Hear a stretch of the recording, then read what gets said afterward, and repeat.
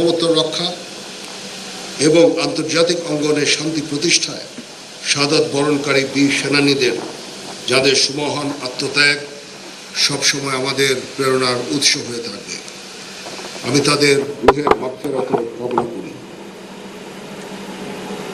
মাতৃভূমির স্বাধীনতা ও সার্বভৌমত্ব অক্ষুণ্ণ রাখার জন্য একটি দক্ষ, আধুনিক এবং দেশপ্রেমের চেতনায় উদ্বুদ্ধ সেনাবাহিনীর গুরুত্ব অপরিসীম।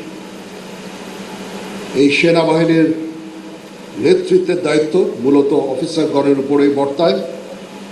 এই লক্ষ্যে 1974 সালে প্রতিষ্ঠিত হয় বাংলাদেশ মিলিটারি একাডেমি।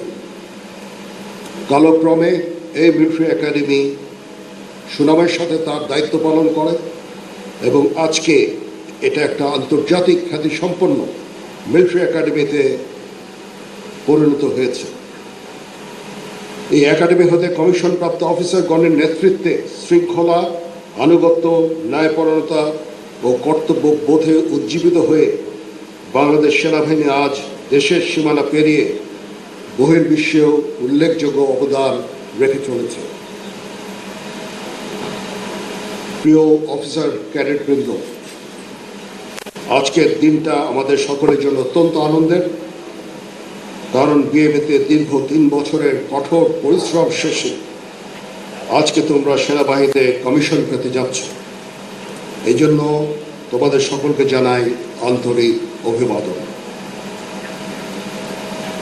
তোমাদের কাছে আমার প্রত্যাশা এই যে নেতৃত্বের সর্বোচ্চ গুণাবলী যেমন সততা, সত্যবাদিতা, কর্তব্যনিষ্ঠা ও কঠোর পরিশ্রম দ্বারা সেনাবাহিনীর উপরে আজ অর্পিত সকল দায়িত্ব আন্তরিকতার সাথে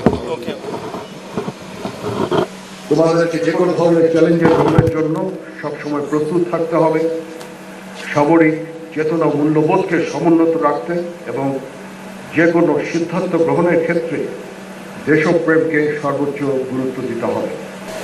বাংলাদেশ সেনাবাহিনীর মূলমন্ত্র সমরে আমরা, শান্তিতে আমরা, সর্বত্র আমরা দেশের তরে, এটাতে উজ্জীবিত হয়ে মাতৃভূমির স্বাধীনতা সার্বভৌমত্ব রক্ষাই হবে তোমাদের জীবনের প্রথম এবং প্রধানতম ব্রত। সেনাবাহিনী এমন একটা প্রতিষ্ঠান যেখানে শৃঙ্খলা প্রধান চালিকা শক্তি।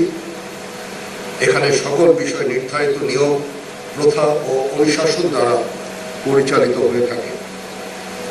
যে কোনো বিষয়ে চূড়ান্ত সিদ্ধান্ত নিতে নিজের বিবেকের দ্বারস্থ হবে। তোমরা ভুলে যাবে না, তোমাদের গড়ে তুলতে দেশের খেটে খাওয়া মানুষের অনেক অবদান রয়েছে। মনে রাখবে, সামরিক জীবনে ধর্মীয় মূল্যবোধের চর্চা ও ধর্মীয় অনুশাসন মেনে চলার গুরুত্ব অপরিসীম, যার মাধ্যমে একজন সেনা সদস্য কর্মক্ষেত্রে নিজেকে আদর্শবান, মর্যাদাবান ও উন্নত চরিত্রের অধিকারী হিসাবে গড়ে তুলতে সক্ষম হয়।